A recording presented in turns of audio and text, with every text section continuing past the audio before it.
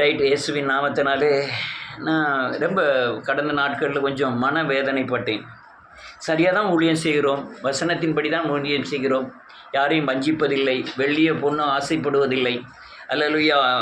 எந்த காரியத்திலையும் சத்தியத்துக்கு கீழ்ப்படிய ரொம்ப இது பண்ணுகிறோம். ஆனாலும் ஏன் இவ்வளோ நெருக்கம், இவ்வளவு துன்பங்கள் எதுக்கு அப்படின்னு ரொம்ப இருதயத்தில் வைத்து ஜெபம் பண்ணலாம் ஆரம்பித்தேன். ஆனால் தேவன் ஒரு அதிகாரத்தை கொடுத்தார், சங்கீதத்தை. எனக்கு பெரிய ஆச்சரியமாகவும் இருந்தது. நம் நடக்கிற காரியங்களுக்கு ஏற்ற அல்லேலூயா வசனமாக இருந்தது. அதுதான் இன்றைக்கி உங்களோடு கூட பகிர நினைக்கிறேன். அல்லேலூயா. நன்றியோடு கூட துதிக்கிறேன் இயேசுவின் நாமத்தினாலே. பழைய இந்த நெருக்கம் எதற்கு, இந்த உபத்திரவங்கள் எதற்கு? அல்லேலூயா. ஒரு நிலையான ஒரு இடத்துல தேவனை முழுமையாக ஆராதிக்க முடியலையே அப்படின்னு நினைக்கும் பொழுது தேவன் வெளிப்படுத்தின காரியத்தை தான் உங்களோடு நான் பகிர்ந்து கொள்ளப் போகிறேன். அதாவது இந்த உணர்த்துதல் வேறு, வெளிப்படுத்துகிற காரியங்கள் வேறு, பேசுகிற காரியங்கள்லாம் வேறு. எனக்கு வெளிப்படுத்தின உணர்வின் அடிப்படையில் வெளிப்படுத்தின காரியங்களை தான் உங்களோட பேச விரும்புகிறேன். என்னென்னா, நன்றியோடு கூட துதிக்கிறேன் இயேசுவின் நாமத்தினாலே. பழைய ஏற்பாடில் பயங்கர உபத்திரம் இருந்தது. தீயில தூக்கி போட்டாங்க சாத்ராக், மேஷாக், அபேத்நேகோவை. ஆனால் தீயில போட்ட பிறகு அவன் தீயில நடக்கிறான். 4 மனுஷனுடைய சாயல் தேவ சாயலை போல இருந்ததுன்னு வாசிக்கிறோம். அதே காரியம் இந்தியாவில் நடந்தது. அந்த 3 பேரை தீயில தூக்கி போட்டாங்க. அது பேர் என்ன பேர்? ஒரிசால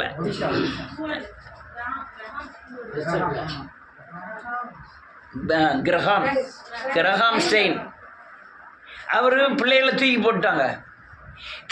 துணி எரியுது, பிள்ளைகள் சத்தம் போடுது, அவர் சத்தம் போடுறாரு, எரிஞ்சிக்கிட்டே பிள்ளைய பார்க்காரு, பிள்ளை வேதனைப்படுது, கண்ணால் பார்க்காரு, அவர் வேதனைப்படுறாரு, அவர் மேலெல்லாம் தீ எரியுது. வெளியே போகிறதுக்கு முள்ள காரெல்லாம் பூட்டிட்டாங்க. ஆனால் 4 மனுஷனாகிய இயேசு வரலாங்க. ஆனால் பழைய ஏற்பாடில் 3 பேரை தீயில தூக்கி போடும்போது இயேசு வந்தார். சிங்கத்தின் வாயை கட்டிட்டா, சிங்கத்துக்குள்ளே தூக்கி போட்டாங்க தானியேலை. அவன் முதல்ல போகும்போதே தைரியத்தோடு தான் போகிறான். நீர் விடுவித்தாலும் விடுவிக்காட்டாலும் என்னை ஒன்றும் செய்ய முடியாதுன்னு சொல்லிட்டு தான் போகிறான். ஆனால் அவனை ஒன்றுமே செய்யலை சிங்கம். ஆனால் நீங்கள் இந்த அல்லேலூயா நன்றியோடு கூட துதிக்கிறேன். இது ஏன் அப்படின்னு நீங்கள் வித்தியாசத்தை பார்த்தீங்கன்னா, பழைய ஏற்பாடில் உபத்திரவத்திற்குண்டான அற்புதங்களை பார்த்தார்கள். புதிய ஏற்பாடில் உபத்திரத்துக்கு உண்டான தரிசனத்தை பார்த்தார். உபத்திரத்துக்கு உண்டான பலனாகிய இயேசு கிறிஸ்துவின் கிரியைகள் மூலமாய் தரிசனத்தை பார்த்தார்கள் இயேசுவை. அல்ல, நான் சொல்லுது சரிதானா? நான் என்ன சொன்னேன்?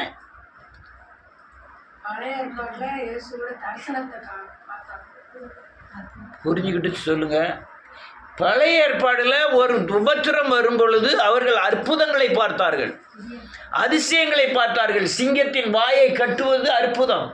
ஆனால் புதிய ஏற்பாடு வரும் பொழுதோ அல்லேலூயா தரிசித்தார்கள். உபத்திரத்துக்கு ஏற்றார் போல இயேசுவை தரிசித்தார்கள். அல்லேலூயா. நன்றியோடு கூட யார்? ஸ்தேவான்கிறவனை கல்லை கொண்டு எறிகிறாங்க. பயங்கர உபத்திரம், எல்லாரும் எறிதாங்க. அதே மாதிரி உபத்திரவத்தை இந்தியாவில் மட்டுமல்ல அநேக நாடுகளில் மக்கள் சந்தித்தார்கள். ஆனால் அங்கே ஒரு அற்புதம் என்ன நடந்தது? அற்புதம் அல்ல, ஒரு தேவனை சந்திக்கும் விதம் என்னன்னா, இயேசுநாதர் தன்னுடைய சிங்காசனத்தில் இருந்து எழுந்து நின்றாராம். நீங்கள் அந்த அப்போஸ்தலர் நடவடிக்கைகள் 7வது அதிகாரம் 56வது வசனத்துக்கு அப்புறம் நீங்கள் வாட்சி பார்த்தீங்கன்னா தெரியும். ஒரு ஆள் எழுந்து நிற்காருன்னா, நீங்கள் போகிறீங்க, பிரதமர் மோடி உட்கார்ந்துருக்காரு, நீங்கள் போன உடனே எந்திரிச்சு நின்னாருன்னா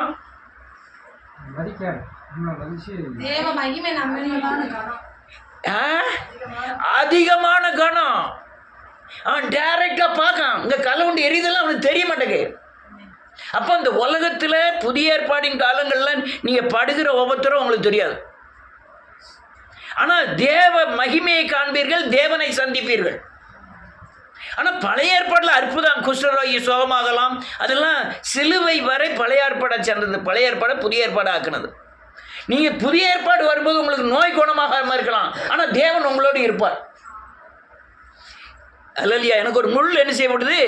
கொடுக்கப்படும். அவன் 3 வரை ஜெபம் பண்ணால் ஒன்றுமே நடக்கலை. நடக்கலை. ஆனால் நன்றியோடு என் கிருபை உனக்கு. இப்போ உபத்திரப்பட்டுக்கிட்டு என்னத்தை அனுபவிக்கான்? கிருபையானே. அவன் என்ன நினைக்கான்? நான் உபத்திரப்பட்டாலும் பரவாயில்ல, எனக்கு என்ன கிடைக்கு? ஆனால் இந்த உலகத்தின் உபத்திரவத்தின் மத்தியில் தான் நீங்கள் எங்கே போக வேண்டியிருக்கு? பரவராஜ்யம் வேண்டியிருக்கு. நான் நினச்சேன் 4 இடம் 5 இடம், நான் 25 இடத்துக்கு மேலே ஆராதனை நடத்தியிருக்கேன். காசி தர்மத்துக்கே லோன்னு அலைஞ்சிருக்கேன். ஒரு பிரயோஜனம் இல்லை. 22 வருஷம் சபை நடத்திருக்காங்க, ஒரு பிரயோஜனம் இல்லை. இங்கே வந்து உட்காந்துக்கிட்டு இருக்கான். அல்லையா, இப்படி பல ஊர்களில் இருந்திருக்கேன், பல மக்களை சந்திச்சிருக்கிறேன். பிரயோஜனம்னு கூட்டி கழிச்சு பார்த்தா எனக்கு வெளிப்பட்ட சத்தியம் எனக்கு பெருசாக இருக்கு. எனக்கு வெளிப்பட்ட அல்லையா ஆலோசனைகள் சத்தியம் எனக்கு மேலே தெரியுது. ஒரு அற்புதம் நடக்கலை. நீங்கள் எப்படி புரிஞ்சுக்கிட்டீங்கன்னு நினைக்கிறேன்.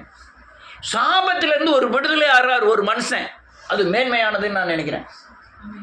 ஒரு பெரிய பில்டிங் கட்டி 1000 பேரை ஆராதிப்பதை காட்டிலும் ஒரு மனுஷனை சாபத்திலேருந்து விடுதலையாகி அவனை தேவனுக்குள்ளே நடத்துவதற்கெல்லாம் அது பெரிய காரியம்னு நினைக்கிறேன்.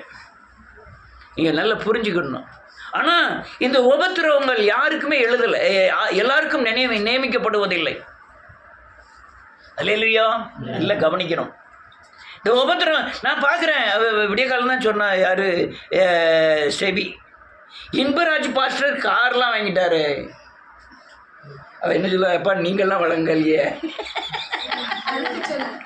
என்ன சின்ன சொல்லுவேன். 15 வருஷம் குழந்தை பிறகு வயிற்றுல இருக்கும்போதே சர்ச்சை கட்ட ஆரம்பித்தார். 15 வருஷமாக கட்டியிருக்காரு. அப்போ எவ்வளோ பெரிய சர்ச்சை கட்டியிருப்பார். சர்ச்சை காட்டியே துட்டு வாங்கி வீடு நடக்கு. இவன் பெரிய சர்ச்செல்லாம் கட்டிட்டாரு. எத்தனை பேருமா வராங்க? அது மேன்மை இல்லை. என் பையன் நிறைய பணம் இருக்கிறது மேன்மை இல்லை. என் இருதயத்தில் இயேசு இருக்காரலாம், அது எனக்கு மேன்மை. நான் பகட்டான வீட்டில் வாழ்வது எனக்கு மேன்மை இல்லை. எனக்குள்ள இயேசு மகிமை வெளிப்படுதுலாம், அது எனக்கு மேன்மை. நான் சொல்லுதெல்லாம் உங்களுக்கு புரியும்னு நினைக்கிறேன். பணத்தை காட்டிலும், படிப்பை காட்டிலும், ஆசையை காட்டிலும் மேன்மை என்னன்னா, மேன்மையை சாப்பிட முடியுமான்னு நினைக்கிற? அல்லேலூயா. பணம் இல்லைன்னா பரவாயில்ல, எனக்குள்ள தேவ சமாதானம் இருக்க, அது எனக்கு மேன்மை. தேவ சந்தோஷம் எனக்கு மேன்மை. தேவ மகிமை என் மேலே தெரியுதுலாம், அது எனக்கு மேன்மை. இப்படிலாம் வாழ்ந்து எனக்கு இல்லையா, ஒரு காரோட ஒரு பங்களாவோட அப்படி யார் நிச்சயெல்லாம் அப்படியே ஜம்மன் பைக்கில் வந்து இறங்கினா எப்படி இருக்கும்? அது மேன்மை கிடையாது. நீங்கள் மாட்டு வண்டியில் இயேசுவோட கூட வர்றது நல்லதா, பிசாசோட பிளேட்டில் வர்றது நல்லதா? அதான் மெயின். அல்லேலூயா. ஆனால் எல்லாருக்கும் நியமிக்கப்படுவதில்லை. அநேக பாஸ்டர்கள் எல்லாருக்கும் நியமிக்கப்படுவதில்லை. நான் கண்டுபிடிச்சது என்ன தெரியுமா? 100க்கு 90 பேர் அழைப்பு இல்லாத பாஸ்டர்கள் தான். 100க்கு அவங்க மேன்மையாக தெரிகிறாங்க. ஆனால் அழைக்கப்பட்டவர்கள் எல்லாம் மேன்மையாக தெரியல, தேவனுடைய சமூகத்தில் மேன்மையாக காணப்படுகிறார்கள். இது எல்லாரும் என்ன இப்படி இருக்கு? அல்லேலூயா. ஆனால் இதுக்கு பூராமே அல்லேலூயா தேவ கிரியை அழைப்பு தேவை. 2 பேர் சிறையில் போடுறாங்க, ஒருத்தனை தலையை வெட்டிடுறாங்க. அதே சிறையில் தான் ஒருத்தன் இருக்கான், அவனை தேவதூதர் வந்து விடுவிக்காரு. ஏன் யாக்கோப்பு அம்மா சொல்லியிருக்கலாம், படுபாவி தேவதூதனே, 2 நாளைக்கு முந்தி வந்து அவனையும் என்ன செஞ்சிருக்கலாம், காப்பாற்றிருக்கலாமே. அதுக்குள்ளே விட்டுன போய் தானே பேதுரு மாத்திரம் தப்பிச்சிட்டாரு, யாக்கோப்பு தப்பிக்கலையே, தலையை வெட்டிட்டாங்களே அப்படின்னு நினைக்கலாம். அல்லேலூயா. அவன் என்ன கேட்டா, பிதாவின் அப்பன் தலையை வெட்டிதான். அல்லேலூயா. எழுப்புதல் வேணும்னா உங்களுக்கு தலையை வெட்டுதான் அவனுக்கு உபத்திரம், நமக்கு இந்த உபத்திரம். இந்த உபத்திரத்தை செஞ்சுட்டா நீங்கள் எங்கே போக முடியும்? எழுப்புதலுக்கு போக முடியும். நல்லா புரிஞ்சிருப்பீங்கன்னு நினைக்கிறேன். அல்லேலூயா. எழுப்புதலை சந்திக்காமல், உபத்திரத்தை சந்திக்காமல் நீ எழுப்புதலை சந்திக்க முடியாது. ஆமென். ஆனால் போலீஸ் ஸ்டேஷனில் போய் கேட்ட உடனே அவர் நல்லா சொன்னார். அவர் முருகேசன் என் தம்பி, அவருக்கு நான் வாடகை கொடுத்துருக்கேன். எவ்வளோயா வாடகை வாங்குதே? 1000 ரூபா வாங்குதேன். எத்தனை நாள் ஜெப கூட்டம் நடந்தாங்க? 4 ஞாயிற்றுக்கிழமை. 4 ஞாயிற்றுக்கிழமைக்கு 1000 ரூபா வாங்குதேங்க அப்படின்னாரு எஸ்ஐ. இல்லையா, நான் ஊடையில் ஜெபம் நடத்துவாங்க, வாங்கி சாப்பிட்டுலாம் போவாங்க. அதனால் நல்லா ஸ்ட்ராங்காக நின்னார். எனக்கு பெரிய ஆச்சரியமாக போயிட்டு, அவர்கிட்டே சொல்லிடாதீங்க, அவர் பெரிய பிரச்சனை ஆயிருமேன்னு அவர்கிட்ட சொல்லாதீங்கன்றது. ஆனால் அவர் முதல்ல போய் நின்று சொல்கிறார், ஐயா ஏன் இடம் தான், நான் தான் கொடுத்துருக்கேன், என் தம்பிக்கு தான் கொடுத்துருக்கேன். ஒன்றும் கிளீனாக சொன்னார். எஸ்ஐ கேட்டார், 4 நாளைக்கு 1000 ரூபாங்க. இல்லை ஊழியர்கள் சமையல் பண்ணி சாப்பிடுவாங்க, ஜெபம் பண்ணுவாங்க. அவர் தம்பி இருக்கார், தம்பிக்கு சொந்தக்காரங்களாக கூப்பிட்டு வச்சு இவரை வச்சு ஜெப கூட்டம் நடத்தி ஜெபம் பண்ணிட்டு இருக்கார். பொறுப்பு பண்ணியிருக்கான். அது சொந்தக்காரராக வச்சு, சொந்தக்காரர் தானே அவருக்கு சொந்தக்காரர் தானே, ஒரு ஆளை வச்சு எண்ணி வச்சு ஜெபக்கூட்டம் நடத்திக்கிட்டு இருக்காரு அப்படின்ட்டாரு. அல்லேலூயா. நல்லா ஸ்ட்ராங்காக சொன்னார். அல்லேலூயா. ஆனால் யார் எழுதுனா, யார் கம்ப்ளைண்ட் பண்ணா, அதெல்லாம் நாங்கள் சொல்ல மாட்டோம். ஆனால் 4 போலீஸ் 4 விதமாக சொல்கிறாங்க. இங்கே வந்தவர் சொன்னார், எங்களுக்கு எஸ்பி ஆஃபீஸுக்கு கம்ப்ளைண்ட் வந்திருக்கு, அங்கேருந்து ஃபோன் வந்தது, நாங்கள் எங்கள் டிஎம்கே மீட்டிங் நடக்கு, அதனால் அங்கே ஃபோன் வந்தோன்னே விறுவிறுனுக்கு வந்திருக்கோம் அப்படின்ட்டாங்க. அங்கே போய் கேட்கும்போது ஊர்க்காரங்கள்லாம் கையெழுத்து போட்டு எழுதி கொடுத்துருக்காங்க, இந்து முன்னணியிலேருந்து எழுதி கொடுக்குறாங்கன்னு இன்னொரு போலீஸ் சொல்ல, இன்னொரு ஆளுக்கு ஊர்க்காரங்கள்லாம் எழுதி கொடுத்துருக்காங்கன்னு சொல்ல, ஒரு ஆள் இந்த பைக்கை வெளியே விட்டுருக்காங்க, பைக்கு கீழே தள்ளிட்டாங்கன்னு சொல்லி சண்டை போட்டாங்க அதனாலன்னு சொல்ல, இன்னொரு ஆள் அம்மன் கோயிலுக்கு பக்கத்தில் இருக்குது, அது பக்கத்தில் இவங்க சர்ச்சு வச்சு நடத்துவாங்கன்னு சொல்ல, இப்படி பல பேர் பல விதமாக சொல்கிறாங்க.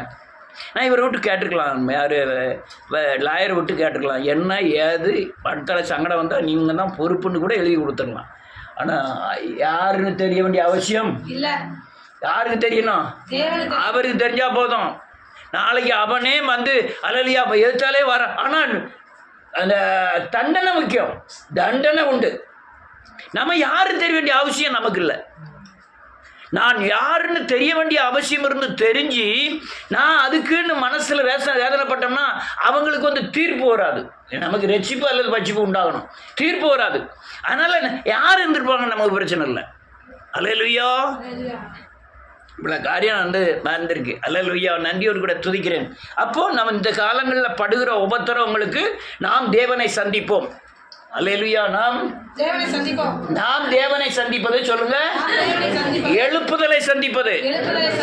நாம் விடுதலையாவது எழுப்புதலை சந்திப்பது. நாம் சாபத்தில் இருந்தும் விக்கிரக பிடியிலிருந்தும் விடுதலையாவது தேசம் எழுப்புதலை சந்திக்க. அது என்ன, நம்ம சாபம்னா விடுதலை தேசத்துக்கு. நீங்க ஒரு ஆள் விடுதலை தான் தேசத்தின் விடுதலை, நீங்க ஒரு ஆள் விடுதலைன்னா தேசத்தின் விடுதலை அல்ல. அல்லேலூயா. ஒரு பக்கம் இந்தியா மேப்பு, ஒரு பக்கம் ஒரு ஜோசுவாவோட மேப்பு வரைஞ்சி டக்குன்னு கிழிச்சு போட்டாங்க. மேப்பை ஒன்று சேர்த்துருவியா? சேர்த்துடலாம். எப்படி சேர்த்துடலாம்? மேப்பை எடுத்து பார்த்தா வராது. தலையில எடுத்து ஜோசுவா கண்ணு இதுதான், ஜோசுவா காது இதுதான், மூக்கு இதுதான் எடுத்து ஒட்ட வச்சுட்டு இந்த சைடு என்ன ஆயிரும்? அப்போ ஒரு மனுஷனுடைய பிரதிபலிப்பு தான் தேசம் முழுவதும் உள்ள பிரதிபலிப்பு. ஆனா என்ன நடக்குங்கிறத வாசிப்போம். 10வது அதிகாரம் 1 வசனம், 64வது அதிகாரம் 1 வசனம். தேவனே, என் விண்ணப்பத்தில் சத்தத்தை கேட்டார்களோ வரும் பயத்தை நீக்கி என் பிராணனை காத்தருளோ. அடுத்த வசனம், துன்மார்க்கர் செய்யும் ரகசிய ஆலோசனைக்கும் அக்கிரமக்காரருடைய கலகத்துக்கும் என்னை விலக்கி மறைத்தருளோ. இவன் ஜெபம் பண்றான், ஆண்டவரே என் விண்ணப்பத்தை கேட்டாலும் இல்ல, விண்ணப்பத்தில் உள்ள சத்தம், விண்ணப்பத்தில் உள்ள பெருமூச்சு, விண்ணப்பத்தில் உள்ள ஏக்கம். என்ன விண்ணப்பம்? நான் ஜெபம் பண்றேன், ஆண்டவரே பாருங்க, ஆண்டவரே நாங்க யாருக்கும் உபத்திரத்துக்கு போகல, ஆனா எனக்கு உபத்திரத்துக்கு வராங்க, எனக்கு கூட வரல, உம்முடைய நாமத்துக்கு மகிமையை சேர்க்க கூடாதபடி உபத்திரத்துக்கு வராங்க. நம்ம கூட சண்டைக்கு வரோம். எதுக்கு சண்டைக்கு வரோம்? இயேசுவை விரோதமா இருக்காங்க, அதனால நம்மளை அவர் ஆண்டவர் அழகா சொன்னாரு, என்னை விரோதித்ததுண்டானால் உங்களையும் அவங்கள விரோதிப்பாரு, என்னை பகைத்தது உண்டானால் அதனால என்னை அவரை பகைக்கிறாங்க, அதனால என்னை பகைக்கிறாங்க. அல்லேலூயா. அதனால இந்த பெருமூச்சை கேட்டுடலாம். சிலால் ஜெபம் பண்ணும்போது விண்ணப்பம், இதெல்லாம் விண்ணப்பம். ஆண்டவரே நான் இப்படி செஞ்சேன், இப்படி வருது, இப்படி செஞ்சேன், இப்படி வருது, நான் யாருக்கிட்டையும் யுத்தத்துக்கு போகல, யாரையும் பேசலை, யாரையும் நினைக்க கூட இல்லை, ஆனால் உம்முடைய நாமத்தின் மகிமைக்கு வரக்கூடாதுங்கிறதுக்காக அநேகர் பேய்கள் எழும்புகிறது. ஆண்டவரே என்னுடைய விண்ணப்பத்தில் உண்டாகிற பெருமூச்சுக்கள், சத்த வழி வராது, சத்த வழி வர என்ன வழி வரும்? எண்ணத்தின் பெருமூச்சு வழி வரும். சார் இவ்வளவு நாள் 32 வருஷங்கள் ஓடுதமே அப்படின்னு ஒரு பெருமூச்சு. நான் அநேக நேரம் நினைப்பதுண்டு, ஒரு எப்படியாவது ஒரு 2 சென்ட் இடம் வாங்கிடுவோம், அது 3 லட்சம் இல்லை 4 லட்சம் சொன்னாலும் வாங்கிடுவோம், வாங்கி எப்படியாவது ஒரு டென்ட் போட்டு இது பண்ணிடுவோம்னு. அல்லேலூயா. தேவ திட்டம் எப்பப்போ அமைதோ நம்ம வீட்டில் இருந்தாங்க கொண்டு போய் முடிக்க வச்சுருவோம். அவங்க வீடு கட்டணும்னா நம்மளால் முடியாது. தேவ சிந்தையில் வரணும், அவர் முடிக்கணும், டக்கு டக்குன்னு எல்லாம் முடியும். நீங்கள் பொண்ணுக்கு மாப்பிள்ளைய நகைகளை வச்சுக்கிட்டு அலன்னு அலைங்க, மாப்பிள்ளையே கிடைக்காது. நீ ஆனால் தேவன் நினைச்சாருன்னு வச்சுக்கணும், விடிய காலம் கல்யாணமாக இருக்கும். இன்னைக்கு தான் இருக்கும், நாளைக்கு விடிய காலம் கல்யாணம். ஒரு நிமிஷம் தேவன் நினைச்சா போதும். நீ அதே மாதிரி தான் வீடு கட்டுதல் எல்லா காரியமுமே. அல்லேலூயா. இந்த பெருமூச்சு அப்படின்னும் போது தேவன் அவர் விண்ணப்பத்தின் என் சத்தத்தை கேட்டருளும், சத்ருவால் வரும் பயத்தை நீக்கி என் பிராணனை காத்தருளும் ஆண்டவரே. பயம் வந்துட்டாலே அவிசுவாசம் வந்துடும். என்ன நடந்தாலும் பரவாயில்ல, கர்த்தருடைய காரியங்கள் என்னுடைய காரியம் அல்ல, நம்முடைய காரியம் அல்ல, அது தேவனுடைய காரியம். அது எப்படி எப்படி நடத்துகிறாரோ நடத்தட்டும். எனக்கு அந்த ஒரு வருஷம் அடிக்கடி நினைவுக்கு வரும். லூக்கா 19:10-11. அல்லேலூயா. அவன் பிளாக் நல்ல கேட்க, நான் எத்தனை சொல்லியிருக்கேன், நான் உன்னை விடுதலையாக்கவும் உன்னை சிலுவையில் அறையவும் எனக்கு அவர் என்ன சொல்றாரு? அதுதான், பாரத்திலிருந்து அதிகாரம் வந்தாலே ஒண்ணுமே செய்ய முடியாது. அவர் அழகா சொல்லிட்டு ஆட்டோமேட்டிக்கா கூலா இருக்காரு. ஆனா கீழே என்ன பெரிய கலவரம் நடக்குது. அவன் பரிசியர் சதிசியர் இவரை குற்றவாளியா தீக்கணுங்க, ஒருத்தன் சிலுவையில் அறையணுங்க, ஒருத்தன். இவருக்கு அந்த கலவரமே இல்லை. இவர் கூலா இருந்து மேலே மட்டும் பார்த்துக்கிட்டே இருக்காரு. அவர் சொன்னவங்க எல்லாமே என்ன செய்யும்? நடக்கும். அதனால அவர் ஆனால் எந்தவித பரபரப்போ, எந்தவித ஆத்ம குழப்பமோ, எந்தவித மன வேதனையோ அவர்கிட்ட இல்லவே இல்லை. எல்லாரும் சேர்ந்து இவரை சிலுவையில் அறையுங்காங்க. ஆனால் அவர் ஒன்றுமே பேசாமல் நிற்கிறாரு. நீ என்ன ஒன்றும் பேசுறது இல்லையா? ஒன்றுமே பேச மாட்டோம்யா. அல்லேலூயா. அது எனக்கு பெரிய ஆச்சரியமாக இருந்தது. அடுத்த மூணாவது வசனம், கூர்மையாக்கி கசப்பான வார்த்தைகளாகிய மோட்டர் சைக்கிளை கீழே தள்ளி விட்டுட்டார்கள். கசப்பான வார்த்தைகளாகிய யார் தள்ளி விட்டா? அப்படியே விட்டாலும் நம்ம வண்டி தான் அவங்க விட்டுருக்கணும். நம்ம வண்டி 6 வண்டி தள்ளி விட்டாலும் நம்ம யாரு என்னன்னு கேட்க போகிறதும் இல்லை. ஆனால் அம்மன் கோயில் பக்கத்தில் இருக்கு, எதுவுமே கூர்மையான பட்டயத்தை உருவுறாங்க. அடுத்தால என்ன எழுதிருக்கு? ஒரு பயம் இல்லாம இங்க இருந்து பைக்கில் போய் 2 பேர் 3 பேர் சேர்ந்து போய் எஸ்ஐயை பார்த்து எழுதி 10 பேர் 15 பேர் கையெழுத்து போட்டு எஸ்ஐயை பார்த்து டைரக்டா கொடுத்துருக்காங்க அப்படின்னு எனக்கு தோணுது. ஆனால் என்னன்னு அவங்க சொல்லலை. இப்படி இருக்கும்னு நான் நினைக்கிறேன், அவ்வளோதான். அந்த அம்பு யார் மேலே எய்யதுக்கு? நம்ம மேலே எய்யதுக்கு. நம்ம யாரு? எந்த அநியாயத்துக்கும் போகாத, யாரு ஏசுனா கூட, நாயை கொண்டு விட்டா கூட, கடி வாங்கினாலும் பரவாயில்ல, ஏசுனாலும் இருக்காருன்னு சொல்லிட்டு வரக்கூடிய, துப்புனாலும் பரவாயில்ல, அல்ல பக்கத்தில் வந்து இந்து பாட்டு படித்தாலும் பரவாயில்ல, சாமி பாட்டு படித்தாலும் பரவாயில்ல, டொமு டொமு டொமுன்ல கொல்லிக்கூடம் உடைக்கான். எல்லாம் காணாமல் போயிட்டாங்க. ஒவ்வொரு ஆளுக்கு வளர்ந்த அறைகள் பார்த்தோன்னா பயங்கர அறைகள், எழுந்திருக்கவே முடியாது. வாழ்க்கையில் ஒரு தழும்பாக இருக்கும், அப்படிப்பட்ட அறைகளை கொடுக்கப்பட்டது. அல்லேலூயா. அடுத்தால என்னது? 5, அவர்கள் பொல்லாத காரியத்தில் தங்களை உறுதிப்படுத்தி கொண்டு மறைவான கண்ணிகளை வைக்க ஆலோசனை பண்ணி, அவன் 4 பேர் 5 பேர் சேர்ந்து அவங்க ஒன்று போல பேசி கண்ணி வைக்கலாம் தான் இப்படிலாம் ஏற்பாடு பண்ணுறாங்க. நான் என்ன சொல்கிறேன் தெரியுமா? என்ன கண்ணியுமே வச்சுட்டு போட்டு எனக்கு பிரச்சனையே கிடையாது, நமக்கு பிரச்சனையே கிடையாது. யுத்தம் யாருடையது? கர்த்தருடையது. யார் தேவ மகிமைக்காய் பிரயாசப்படுறோம் அவர் தான் பொறுப்பு. அல்லேலூயா. அவங்க எவ்வளவோ பயங்கரமாக ஆலோசனை பண்ணியிருப்பாங்க. 10 பேர் சேர்ந்து பேசியிருப்பாங்க, என்ன செய்யலான்னு பேசியிருப்பாங்க. உள்ளே எழுதி கொடுப்போம்னு பேசியிருப்பாங்க. அதுக்கு 10 பேர் கையெழுத்து வேணும்னு நான் கண்டிப்பாக சொல்லுவாங்க. ஒரு ஆள் தான் கொடுத்தா ஏக மாட்டாங்க. 10 பேர் கையெழுத்து போடணும்பாங்க. கையெழுத்து போட்டுட்டு ரூபா இவ்வளோ வாங்குவாங்க. ஆளுக்கு நீ 100 போட்டு, நான் 500 போட்டேன், நான் நீ அவங்க 1000 ரூபாலாம் வாங்க மாட்டாங்க. 5000 ரூபாய்க்கு குறையாமல் வாங்குவாங்க. 5000 ரூபாய் குறையாமல் வாங்குவாங்க. 5000 10,000 வாங்குவாங்க. அப்படி 1000 ரூபாய்க்குலாம் வாங்கினோன்னா இன்னாருன்னு சொல்லிவிடுவாங்க. 10,000 வாங்கினா யாருன்னே சொல்ல மாட்டாங்க. நீங்கள் அது 20,000 ரூபா வாங்கிட்டாங்கன்னா நம்மளை கொண்டு உள்ள வச்சுருவாங்க. 30,000 ரூபா வாங்கிட்டாங்கன்னா கோர்ட்டில் கொண்டு போய் நிப்பாட்டிடுவாங்க. ரூபா கூட வேல்யூஷன் கூடிக்கிட்டே இருக்கும். அல்லேலூயா. வேதம் தெளிவாக சொல்லுது, அவர்கள் பொல்லாத காரியத்தில் தங்களை உறுதிப்படுத்தி கொண்டு மரமான கண்ணிகளை வைக்க ஆலோசனை பண்ணி அவைகளை காண்பவன் யார் என்கிறார்கள். அவர்கள் நியாயக்கேடுகளை ஆய்ந்து தந்திரமான யோசனை நிறைவேற்றும்படி பிரயத்தனம் பண்ணுகிறார்கள். அவர்களில் ஒவ்வொருவருடைய உட்கருத்தும் இருதயமும் ரொம்ப ஆழமாக இருக்கிறது. அல்லேலூயா. என்ன ஆழமாக இருக்கிறது? எனக்கு எஸ்பியை தெரியும், எனக்கு எம்எல்ஏ தெரியும், எனக்கு அவர் சுவரை தெரியும், எனக்கு இவரை தெரியும். அல்லேலூயா. அல்லேலூயா. யாரை தெரிஞ்சிருக்கு? இருக்கு நமக்கு தேவனை தெரியும், வேறு யாரையுமே தெரியாது. அவங்களுக்குன்னா எம்எல்ஏ தெரிஞ்சிருக்கலாம், வேறு யாரையுமே தெரியாமல் இருக்கலாம். நமக்கு ஆண்டவரை தெரியும், அவர் பார்த்துக்கிடுவார். அல்லேலூயா. அடுத்தால என்னது? 7வது வசனம். அம்புகளை எய்வார், சடுதியில அவர்கள் காயப்படுவார்கள். சரியாய். சங்கீதம் 21 வாசிப்போம். 21, 11, 12.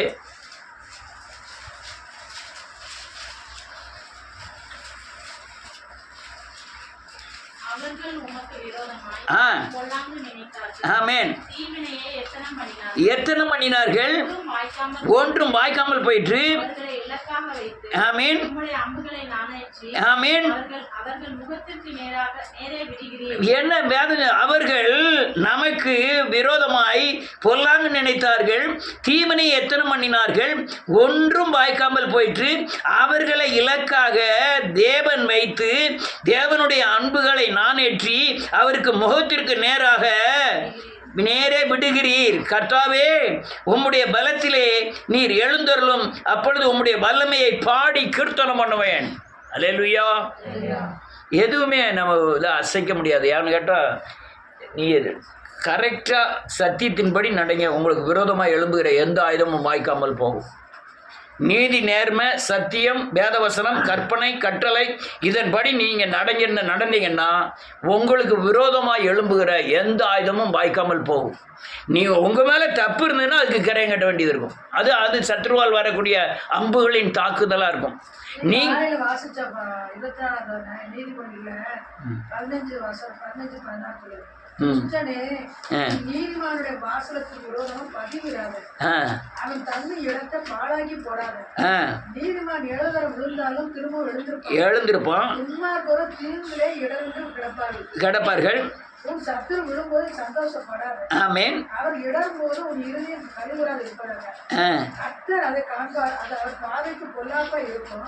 அப்பொழுது அவனுக்கு அவர் தம்முடைய கோபத்தை நீக்கி விடுவார். ஆமென். அதாவது 15வது வசனம் தேவனை வாசிக்கும் போதே பாருங்க. கிறிஸ்துவை நீ நீதிமானுடைய வாசலுக்கு விரோதமாய் பதிவிடாத. பதிதான இருக்காங்க. ஆமா. அவன் தன்னை இடத்தை பாழாக்கி போடாத. ரைட். 8வது வசனம். அவர்கள் தள்ளப்பட்டு கீழே விழும்படி அவர்கள் நாவுகளே அவர்களை கெடுக்கும், அவர்களை காண்கிற யாவரும் ஓடி போவார்கள். முதல்ல சப்போர்ட் பண்ணவெல்லாம் நிற்க மாட்டான், நன்றியோட ஓடி போவார்கள். பெரிய அசைவு இருக்க மட்டும் நான் உணர்கிறேன். இப்போ நான் சொல்றதை எழுதி வச்சுக்கிடுங்க. கண்டிப்பாக பெரிய அசைவு இருக்கிறது. நம்ம பட்ட பிரயாசங்களுக்கும் ஓடின ஓட்டங்களுக்கும் பலன் உண்டு. அல்லேலூயா. எனக்கும் கொஞ்சம் வீசுமா? அல்லேலூயா.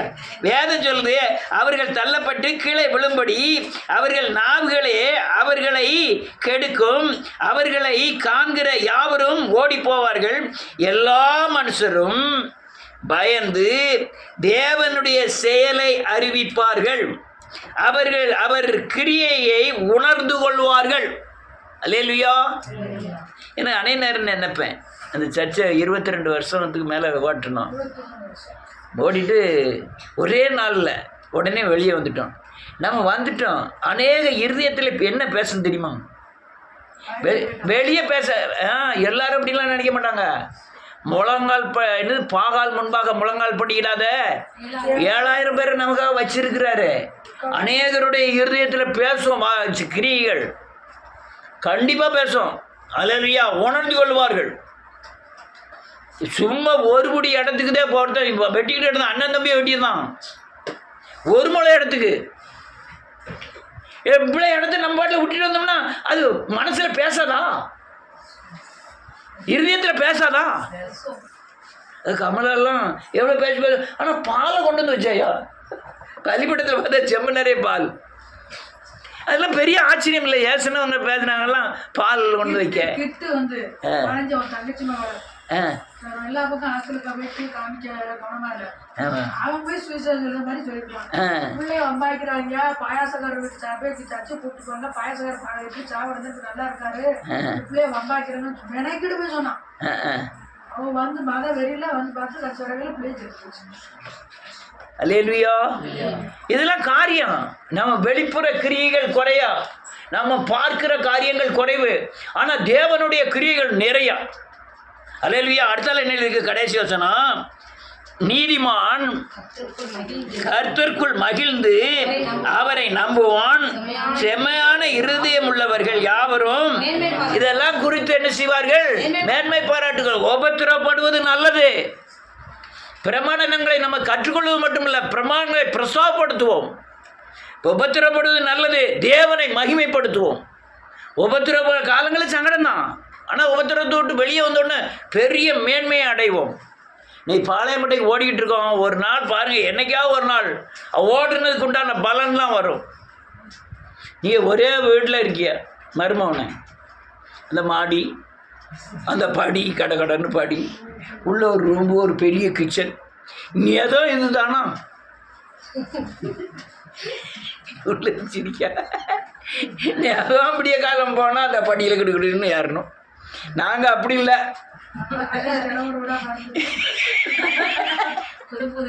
புது புது வீடா இருக்கும். 25 வீடு ஒவ்வொருனா ஒரு ரூம்ல இருந்தோம், 2 ரூம்ல இருந்தோம், பிறகு 3 ரூம்ல இருந்தோம், பிறகு எப்படி எல்லாமோ ஒரு ரூம்ல இருந்திருக்கோம். யார் கூடலாம் இருந்திருக்கோம். நீங்க இருப்பீங்களா? நீங்க அப்படியே இருந்தாலும் ஒரே ஊர்ல இருப்பீங்க. நாங்க எத்தனை ஊர்ல நாம் போயிருக்கோம். போனது மட்டும் இல்ல, வித்தியாசமான ஆட்கள், ஜாதியான. என்ன நீங்க நாடாரா? ஆமா நாடாரா. நீங்க கோனாரா? அங்க போய் சொல்லிடாதீங்க எனக்கு. இதா அப்படியா?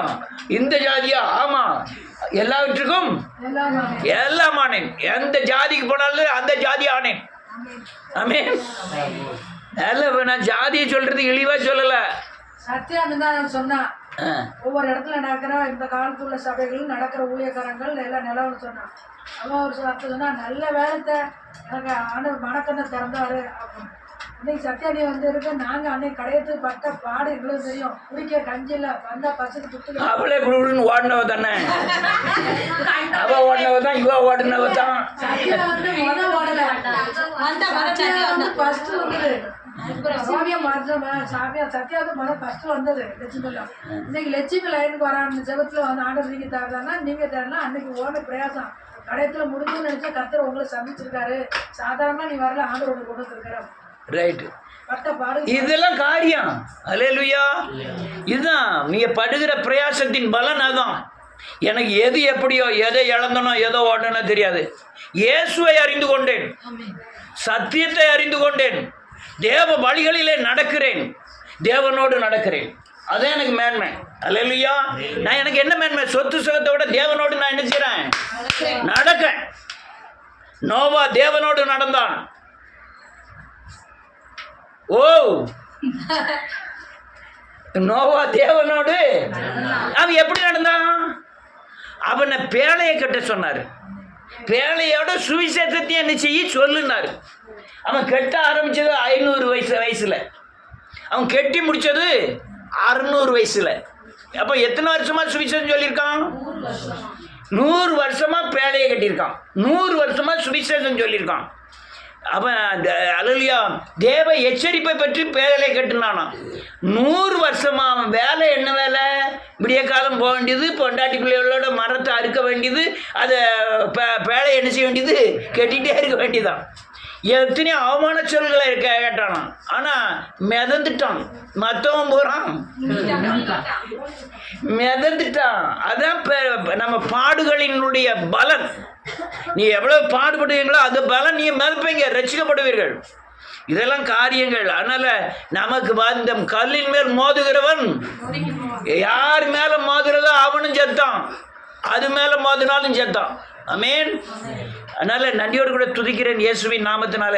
அவர் நம்ம ஒரு காரியத்தில் நடத்துகிறாருன்னா ஒரு தெரிஞ்சதுன்னா சரின்னு இருக்கணும், தெரியலைன்னா அவர் செயலுக்கு நம்ம பாட்டில் ஒப்பு கொடுத்து போய்கிட்டே இருக்கணும். ஆமென். ஐயோ சர்ச் இல்லையே, ஐயோ போர்டு இல்லையே, ஐயோ குழாய் இல்லையெல்லாம் நினைக்கக்கூடாது. கர்த்தர் அப்படி நடத்துகிறாரா, நடத்திட்டு போகிறாரு. இப்படி நடத்துகிறாரா, நடத்திட்டு போகிறாரு. விட்டுற வேண்டிதான். கர்த்தர் ஏற்ற காலத்தில் தீவிரமான காரியங்களை செய்வார். நமக்குள்ள ஆசீர்வாதம் என்ன? உங்களுக்குள்ள ஆசீர்வாதம் என்ன? செய்வன பிடியிலேருந்து நீங்கள் வெளியே வந்திருக்கீங்க. அவருக்குள்ள ஆசீர்வாதம் என்ன? 3 தடவை சாவு பிடியிலேருந்து என்ன செஞ்சுருக்காரு, வெளியே வந்திருக்காரு. இவருக்குண்டான ஆசீர்வாதம் என்ன? சாப பிடியிலேருந்து இவங்கெல்லாம் வெளியே வந்திருக்காங்க. ஒவ்வொருத்தருக்கும் ஒவ்வொரு ஆள். இது வேணுமா? பெரிய மாளிகை கோபுரம் 8வது மாடியில் தங்க தட்டில் மகிமாவுக்கு சோறு கொடுக்கணுமா?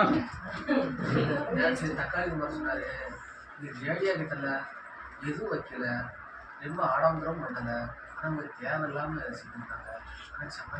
சங்கடப்படுவாங்க. வந்து ஒரு மனுஷன் இருக்கலாம், ஆனால் தெய்வத்தை இருக்காரு. தப்பு தான் அதான் இப்போ தங்கத்தட்டு வேணுமா, ஏசு வேணுமா? அதுதான் காரியம். அதுதான் காரியம். நீ சாபத்தோடு சொத்தோடு வாழ்ந்து வாழணுமா, சாபத்தை நீக்கி கஞ்சி குடிச்சா போதுமா? அதான் நடந்துகிட்டு இருக்கே. இப்போ காலை பிரதருக்கு சாபம் நீங்கி இருக்கு, பெரிய சொத்து சுகம் இல்லை, போதும் என்ற மனதோடு கூடிய மிகுந்த அதை கொஞ்சம் கஞ்சி குடிச்சாலும் போதும், வயிறு நிறைய சமட்டி நிம்மதியாக உறக்கம் வருது. ஐயா அவன் உங்கள் மாமாவுக்கு படுக்காமலே குறைச்சி விடும். நீ பஸ்ஸில் ஏறினா போதும், பஸ்ஸில் ஏறி சீட்டில் உட்கார வேண்டியதான். இப்படி ஏற்றி பார்த்தீங்கன்னா போதும், ஒரே குறைச்சல் தான். கடையாக வந்தோன்னா கடை இதுதான் ஒவ்வொரு நான் போகும்போது பூரா நினைப்பேன், கடையத்துக்கு போகும்போது பூரா நினைப்பேன், ஏறி இந்த மசாலா மரம் தாண்டி இருக்காது, ஏறி பார்த்தோம்னா ஒரே கருபுருன்னு சவுண்டு கேட்கும். எல்லாம் அப்படிதான். இதான் காரியம். அதனால நல்லா திரும்ப கேளுங்க. பூமியில பரலோக ஆசீர்வாதத்தோட வாழ்வதே மேன்மையானது. ஆமென். பூமியில வாழ்வே மேன்மையானது. அதுல கொஞ்சம் சங்கடங்கள்லாம் வரும். நம்ம சங்கடத்தோட பரலோக ஆசீர்வாதம் தேவை, அபிஷேகம் தேவை, மகிமை தேவை, தேவ பாதுகாப்பு தேவை, தேவன் என்னோட எல்லாத்தோட சமாதானம் தேவை, எல்லாத்தோட முதல்ல விடிய காலம் தின்ன சாப்பாடு செமிக்கணும், அது தேவை.